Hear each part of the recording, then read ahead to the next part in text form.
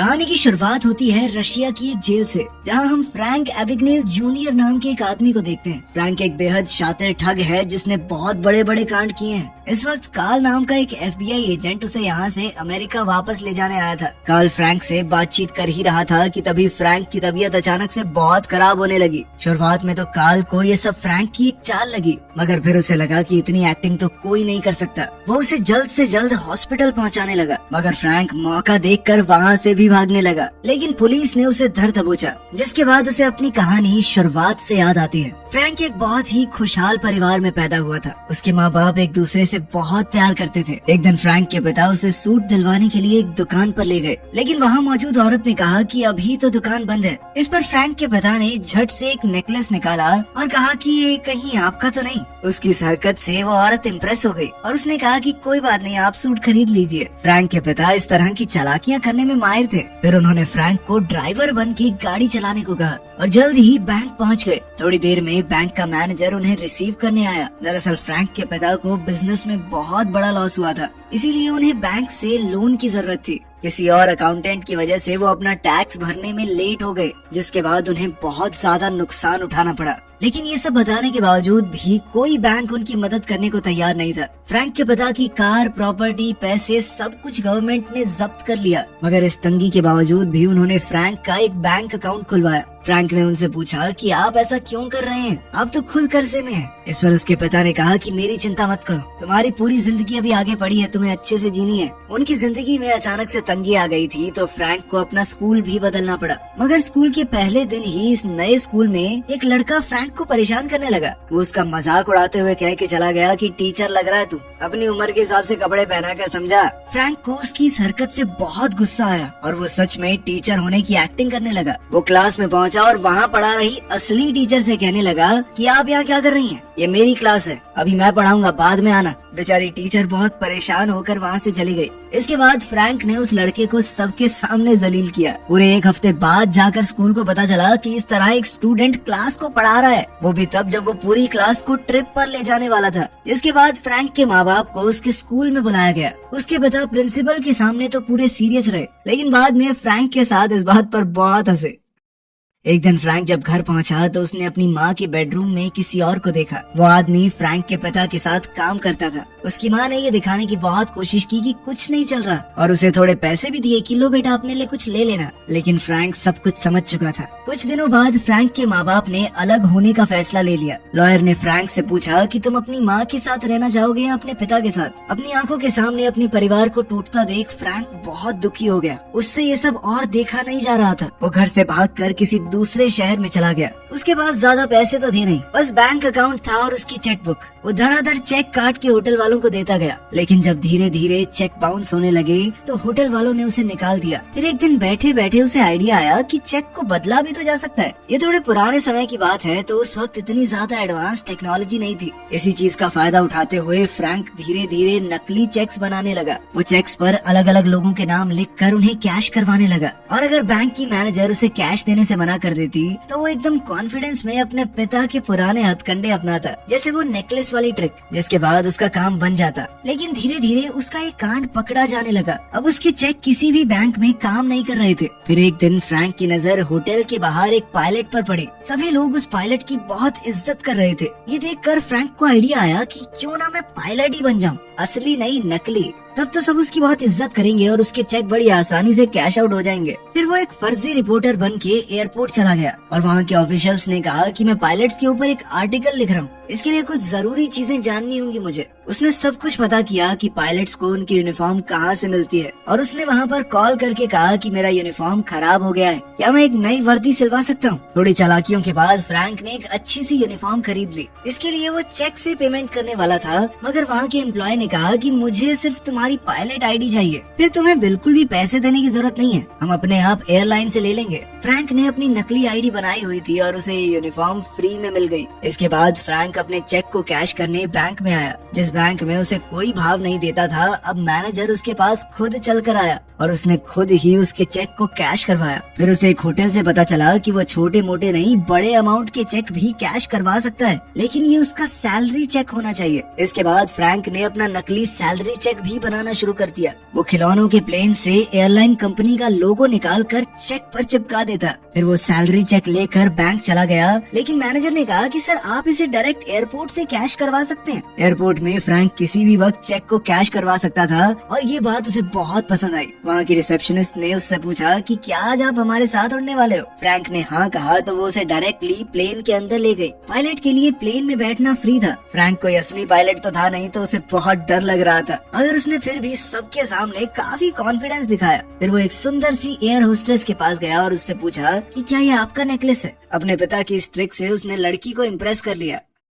Frank अपनी उम्र से थोड़ा बड़ा लगता था और किसी को शक नहीं हुआ कि वो 22-23 साल का एक असली पायलट नहीं है। फ्रैंक अपनी जिंदगी के पूरे मजे ले रहा था। उसने एक बैंक की मैनेजर के साथ भी फ्लर्ट करना शुरू किया और पूरे सिस्टम को समझने लगा कि चेक कहाँ से आते हैं, कहाँ जाते हैं, अकाउंट नंबर कैसे असाइन होते हैं, सब कुछ उसने पता लगा लिया। उसे पता चला कि बैंक के चेक्स को एनकोड करने के लिए टाइपराइटर का इस्तेमाल किया जाता है, तो उसने भी बिल्कुल वैसा ही सेकंड हैंड टाइपराइटर खरीद लिया। फ्रैंक अब नकली सा काम नहीं कर रहा था, उसका काम बहुत ज्यादा प्रोफेशनल हो गया था। धीरे धीरे वो चेक्स की मदद से ज्यादा रकम निकालने लगा और उसका ये फ्रॉड बड़े से बड़ा होता गया। उसकी इन हरकतों की खबर FBI तक पहुंच चुकी थी और उस केस को कार्ल नाम के एक एजेंट को असाइन कर दिया गया। वो अपने काम को बहुत सीरियसली लेता था। एक दिन फ्रैंक अपने पिता से मिला, जिन्हें वो अक्सर चिट्ठियां लिखकर बताता था कि आजकल क्या कर रहा है। फ्रैंक के पिता को लगता था कि उनका बेटा सच में पायलट बन चुका है। उन्हें उसके ऊपर बहुत फक्र हुआ। फ्रैंक ने कहा कि सरकार ने आपसे सब कुछ छीन लिया, तो मैंने अपनी कमाई से आपके लिए एक गाड़ी खरीदी है, वही जो मूवी में जेम्स बॉन्ड चलाता था। मगर फ्रैंक के पिता ने कहा कि टैक्स घोटाले के बाद सरकार अभी भी मेरे पीछे पड़ी है। अगर मैं ये गाड़ी ले गया तो कुछ दिन बाद वो इस गाड़ी को भी मुझसे छीन लेंगे। फ्रैंक के पिता का स्टोर भी बंद हो गया था, वो तंगी में ही चल रहे थे।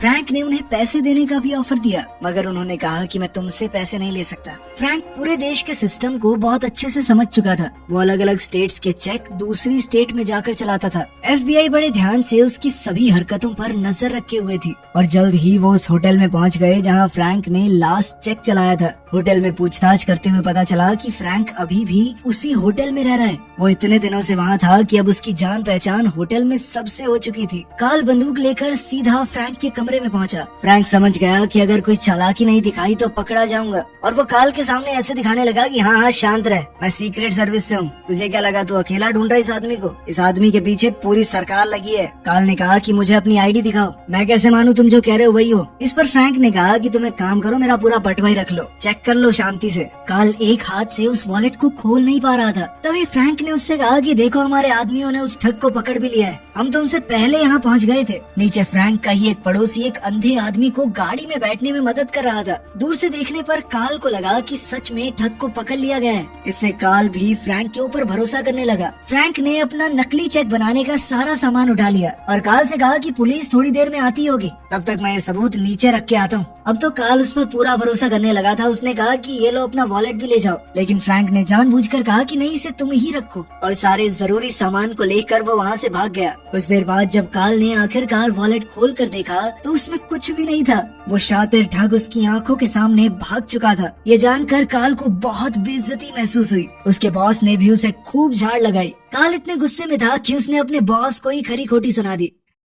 फ्रैंक जिस तरह पायलट होने का दिखावा करता था, ये बात धीरे धीरे एयरलाइंस को पता चलने लगी। अब यही स्कैम फिर से करते रहना थोड़ा मुश्किल था। प्रेस को जब इस बात का पता चला तो उन्होंने फ्रैंक को जेम्स बॉन्ड का नाम दे दिया। फ्रैंक इस बात से बहुत खुश हुआ और उसने बिल्कुल जेम्स बॉन्ड जैसे ही सूट पहनने शुरू कर दिए, गाड़ी भी वैसी ही खरीद ली। धीरे धीरे समय बीतता गया और क्रिसमस का समय आ गया। कार्ल अकेला अपने ऑफिस में काम कर रहा था। तभी फ्रैंक ने उसे कॉल करके कहा कि अब तक जो भी मैंने तुम्हारे साथ किया उसके लिए मैं माफी मांगना चाहता हूँ। फ्रैंक ने अपना पता भी उसे दे दिया, लेकिन कार्ल ने कहा कि तुम मुझे फंसा रहे हो ना, इस बार तेरे चंगुल में नहीं आऊंगा बेटे। साथ ही कार्ल ने कहा कि तेरे पास पैसा भले ही हो, लेकिन तू बहुत अकेला है, इसीलिए तो मुझे फोन कर रहा है। फ्रैंक को ये बात बहुत बुरी लगी और उसने फोन रख दिया। लेकिन फ्रैंक इस बार सच कह रहा था। उसने अपना असली एड्रेस कार्ल को बताया था। आखिरी बार जब कार्ल ने फ्रैंक से बात की थी तो उसने अपना नाम बैरी एलन बताया था, जो कि एक कॉमिक बुक का कैरेक्टर है। कार्ल ने तभी अपने ऑफिस में फोन करके बताया कि ये कोई बच्चा है जो बस थोड़ा बड़ा दिखता है, उम्र बहुत कम है इसकी, इसी वजह से हम उसे ढूंढ नहीं पा रहे।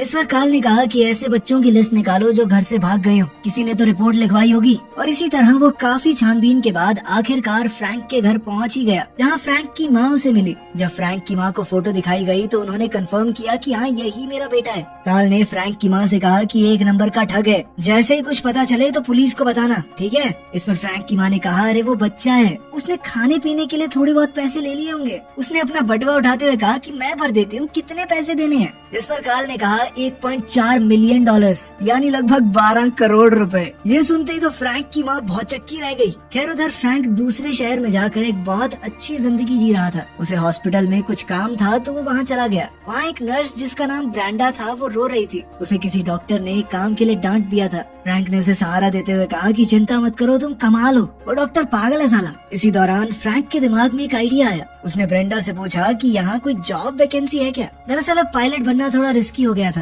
तो फ्रैंक ने सोचा कि अब डॉक्टर बन जाते हैं। उसने कहीं और की भी नहीं, हार्वर्ड की डिग्री बनाई और इंटरव्यू के लिए चला गया। वहाँ मौजूद डॉक्टर को भी लगा कि सर आप हमारे छोटे से अस्पताल में काम करेंगे। फ्रैंक अलग अलग डॉक्टर्स वाली मूवीज देख कर गया था, जिससे उसे पता रहे कि कैसे बर्ताव करना है। तो फ्रैंक ने जवाब दिया कि सर मैं बड़े शहरों में नहीं, छोटे शहरों में लोगों की मदद करना चाहता हूँ। जिसके बाद उसे झट से नौकरी मिल गई। वो काम धाम कुछ करता नहीं था, बस डॉक्टर्स को आलतू फालतू सलाह देता रहता था। साथ ही खाली समय में वो और ब्रेंडा एक दूसरे के बहुत करीब आ गए। तभी एक दिन अचानक एक इमरजेंसी केस के लिए उसे बुला लिया गया। एक छोटे बच्चे को बहुत ज्यादा चोट आई थी। खून देखकर तो फ्रैंक हिल गया। उसने पूरा कॉन्फिडेंस रखते हुए डॉक्टर से कहा कि तुम इसमें क्या करोगे। डॉक्टर ने जो भी जवाब दिया उसने कहा कि बिल्कुल सही, मुझे कॉन्फिडेंस है कि तुम ये कर सकते हो। मैं कुछ देर में आता हूँ देखने की सही काम किया है कि नहीं। ये कहकर वो वहाँ से चला गया, लेकिन असलियत में तो उसकी हालत पतली हो गई थी। दूसरी तरफ कार्ल फ्रैंक के पिता से मिलने गया और उसने फ्रैंक के पिता को उसके सारे कारनामे बता दिए। इस पर फ्रैंक के पिता ने कहा कि मैं नहीं जानता वो कहाँ है, और अगर पता भी होता तो भी तुम्हें नहीं बताता। कार्ल को समझ आ गया कि बाप बेटा बहुत करीब है, जरूर इसे चिट्ठियां तो भेजता ही होगा। उसने वहाँ पड़ी हुई चिट्ठियों में से हिसाब लगा लिया कि आखिर फ्रैंक कहाँ रहता होगा। अब वो पुलिस को लेकर जल्द ही वहाँ जाने वाला था। उधर फ्रैंक और ब्रेंडा अब एक दूसरे को चाहने लगे थे। एक दिन ब्रेंडा अचानक से रोने लगी। उसने फ्रैंक को बताया कि मेरा एक बार अबॉर्शन हो चुका है, जिसके बाद मेरे पिता ने मुझे घर से निकाल दिया था। इस पर फ्रैंक ने कुछ सोचते हुए कहा कि देखो, अगर मैं तुम्हारे पिता से शादी की बात करूं तो क्या वो तुम्हें अपना लेंगे। ब्रेंडा को ये बात बहुत अच्छी लगी। फिर फ्रैंक ब्रेंडा के पिता से मिलने चला गया। ब्रेंडा के पिता एक लॉयर थे, तो फ्रैंक ने भी कह दिया कि मैं भी पहले लॉयर ही था, उसके बाद ही डॉक्टर बना। वो वकालत के ऊपर भी फिल्में देख के आया था, तो उसने अपनी बातों से सबको इम्प्रेस कर दिया। ब्रेंडा के पिता ने पूछा कि देखो, सच सच बताना, आखिर तुम्हारे जैसे आदमी ने मेरी बेटी में क्या देखा। इस पर फ्रैंक ने कहा कि मैं सिर्फ एक मामूली सा आदमी हूँ जो आपकी बेटी से प्यार करता है। जिसके बाद ब्रेंडा के पिता तो बहुत ज्यादा इम्प्रेस हो गए। फ्रैंक ने ब्रेंडा के पिता से पूछा कि अगर मैं यहाँ पर लॉ प्रैक्टिस करना चाहूँ तो मुझे क्या करना होगा। इस पर उन्होंने कहा कि तुमने लॉ स्कूल तो किया ही हुआ है, तो बस तुम्हें एक एग्जाम देना होगा, जिसके बाद तुम यहाँ पर प्रैक्टिस कर सकते हो। जिसके बाद फ्रैंक ने असलियत में पढ़कर एग्जाम दिया और लॉयर बन गया। इसके बाद कहानी फिर से प्रेजेंट में आई, जहाँ कार्ल ने फ्रैंक को अरेस्ट कर लिया था। कार्ल ने पूछा कि तुमने उस एग्जाम को पास कैसे किया। तो फ्रैंक ने कहा कि इस बात से क्या फर्क पड़ता है, लेके तो तुम मुझे जेल में ही जाएगा ना, कोर्ट में तो नहीं। कहानी फिर पीछे गई, जहां हम फ्रैंक को ब्रेंडा की फैमिली के साथ अच्छी तरह घुलते मिलते हुए देखते हैं। वो ब्रेंडा से शादी करने ही वाला था। उसने अपने पिता से मिलने की इच्छा जाहिर की और साथ ही उन्हें बताया कि गवर्नमेंट ने हमसे जो कुछ भी छीना था वो सब हम वापस हासिल करके रहेंगे, और फिर आप माँ को भी मना लेना और हम सब पहले की तरह एक साथ रहेंगे। उसके पिता ने बताया कि तुम्हारी माँ ने किसी और से शादी कर ली है। ये सुनकर फ्रैंक को बहुत बुरा लगा। उसके पिता ने ये भी कहा कि मुझे तुम्हारे कारनामों के बारे में पता चल चुका है। ये सुनते ही फ्रैंक को बहुत बड़ा धक्का लगा और वो वहाँ से चला गया। रात को फ्रैंक ने कार्ल को कॉल करके बताया कि मैं शादी करने वाला हूँ, हमारे बीच में जो कुछ भी हुआ मैं भूल जाना चाहता हूँ। फ्रैंक चाहता था कि उसके ऊपर जितने भी चार्जेस लगे हैं सारे ड्रॉप कर दिए जाएं। जिस पर कार्ल ने कहा कि मैं तुम्हें कभी भी नहीं छोड़ूंगा, जब तक मेरी नौकरी है तब तक तेरा पीछा करता रहूंगा। ये सब करने के बाद तुम बच नहीं सकते। इसके बाद कार्ल ने एक आइडिया लगाया। उसे पता था कि शादी के बाद फ्रैंक अपना नाम चेंज नहीं कर सकता। डॉक्टर बनने पर उसका जो नाम था, उस नाम को कार्ल ने हर जगह सर्च करने का ऑर्डर दिया। उसने हिसाब लगाया कि कहीं न कहीं शादी का इनविटेशन भी तो छपा होगा, तो उसने इन सब चीजों पर भी निगरानी रखनी शुरू की।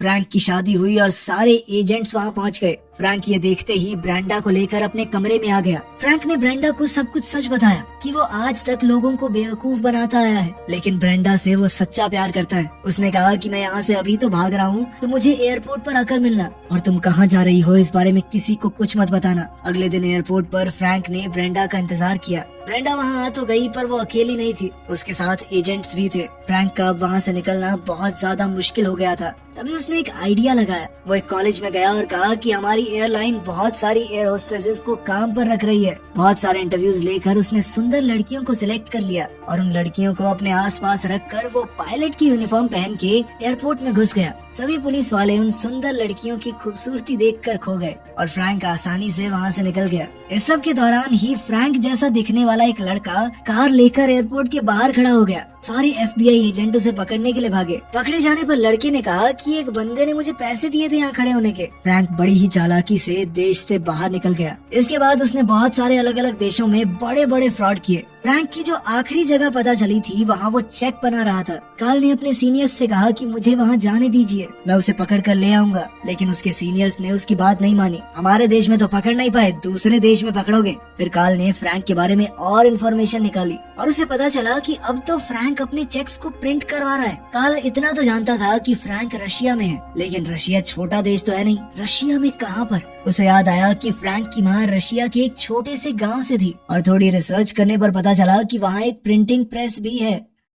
आज फिर से क्रिसमस ईव का दिन था। वो वहाँ पहुँचा तो कार्ल को फ्रैंक मिल गया। फ्रैंक ने कहा कि आओ मैं तुम्हें घुमा के लाता हूँ, मेरे साथ बाहर चलो। तो कार्ल ने कहा कि देखो, भागने की कोशिश बिल्कुल मत करना वरना यहाँ की पुलिस तुम्हें मार डालेगी। कार्ल ने कहा कि अगर तुम अभी सरेंडर कर दो तो मैं तुम्हें बचा सकता हूँ। जिस पर फ्रैंक ने उसे कहा कि खा अपने बच्चों की कसम। कार्ल ने कसम भी खाई और कहा कि यकीन करो मैं सच बोल रहा हूँ। जिसके बाद फ्रैंक ने हथकड़ियाँ पहन ली, लेकिन बाहर आने पर वहाँ कोई नहीं था। एक बार तो फ्रैंक को लगा कि मैं पागल बन गया, लेकिन अगले ही पल बहुत सारी पुलिस की गाड़ियाँ वहाँ पहुँच गई। अब कहानी फिर से वर्तमान में आती है। कार्ल और फ्रैंक अमेरिका में लैंड होने ही वाले थे। तभी फ्रैंक ने कहा कि मैं अपने पिता से बात करना चाहता हूँ। जिस पर कार्ल ने भारी मन से बताया कि तुम्हारे पिता की बाथरूम में गिरने की वजह से मौत हो गई है। फ्रैंक को इस बात का बहुत सदमा लगा और वो टॉयलेट में जाकर जोर जोर से रोने लगा। प्लेन लैंड होने में अब बहुत कम समय बचा था, लेकिन तब भी जब फ्रैंक बाथरूम से बाहर नहीं आया तो कार्ल ने दरवाजा तोड़कर देखा कि अंदर है भी कि नहीं। लेकिन तब तक फ्रैंक ने सिंक का स्क्रू निकाल दिया और वो जहाज के अंदरूनी हिस्से में घुस चुका था। जैसे ही जहाज के पहिए खुले, फ्रैंक मौका देखते ही वहाँ से भाग गया और वो उसी रात अपनी माँ से मिलने गया। उसने देखा कि उसकी माँ ने अपना नया परिवार बहुत अच्छे से बसा लिया था और उनकी एक छोटी बच्ची भी थी। उधर कार्ल जानता था कि फ्रैंक अपनी माँ के पास जरूर जाएगा और उसने वहाँ पहुँचकर फ्रैंक को अरेस्ट कर लिया। फ्रैंक की उम्र 19 साल से कम थी। कार्ल चाहता था कि उसे एक माइनर की तरह ट्रीट किया जाए, लेकिन सरकार इतना बड़ा घोटाला करने के लिए उसे बड़ी से बड़ी सजा देना चाहती थी। वो 10 साल के लिए अकेला जेल में सड़ने वाला था, किसी से बात भी नहीं कर पाएगा। फिर एक दिन कार्ल उससे मिलने के लिए आया। जिस तरीके से फ्रैंक फ्रॉड कर रहा था वैसे ही कोई और भी कर रहा है। फ्रैंक ने कहा कि मुझे उसका चेक दिखाओ। चेक देखते ही फ्रैंक समझ गया कि ये देखो, ये गड़बड़ है इसमें। और कार्ल ये समझ गया कि इस तरह के क्राइम को रोकने में सिर्फ फ्रैंक ही उसकी मदद कर सकता है। अगली बार वहाँ आते हुए कार्ल अपने साथ कुछ FBI एजेंट्स भी लाया था। उन्हें भी फ्रैंक का केस सॉल्व करने का तरीका काफी पसंद आया। धीरे धीरे कार्ल ने फ्रैंक को जेल से बाहर निकाल लिया और FBI में एक नौकरी दे दी। यहाँ उसे रोज 8 घंटे नौकरी करनी थी। जिंदगी ने उसे एक और मौका दिया था। अगर उसने भागने की कोशिश की तो उसे सीधा 50 साल की सजा हो जाएगी। फ्रैंक ने अच्छे से नौकरी करने की पूरी कोशिश की, लेकिन वो बहुत बोर होने लग गया। उसने FBI में खुद के रिकॉर्ड निकाले और उन्हें मिटा दिया। वीकेंड पर वो किसी और देश में भागने ही वाला था, मगर कार्ल ने उसे रोक लिया और कहा कि देखो, तुम बच्चे हो, जिंदगी ने तुम्हें एक और मौका दिया है तो उसका फायदा उठाना चाहिए। तुम अगर भागे तो पूरी जिंदगी जेल में बितानी पड़ेगी। मैं तुम्हें रोकने नहीं वाला, मगर मंडे को काम पर वापस आ जाना। याद रखना, तुम्हारा पीछा कोई नहीं कर रहा, किसी से भागने की जरूरत नहीं है। फ्रैंक वहाँ से चला गया और मंडे को कार्ल उसका बेसब्री से इंतजार कर रहा था। एक बार को तो उसे लगा कि फ्रैंक फिर से भाग गया, लेकिन फ्रैंक वापस आया और फिर से अलग अलग केसेस पर कमाल तरीके से काम करने लगा। जल्द ही फ्रैंक ने एक लड़की ढूंढकर शादी भी कर ली और एक बेहतर जिंदगी जीने लगा। FBI में अपना नाम करने के बाद उसने एक कंपनी शुरू की जो कि बैंक से जुड़े हुए सभी तरह के फ्रॉड्स को खत्म करने के लिए काम करती थी। अब फ्रैंक से बेहतर चोरों को कौन ही पकड़ सकता था। ये एक सच्ची कहानी है जिसमें फ्रैंक आखिर में सही तरीके से भी करोड़पति बना।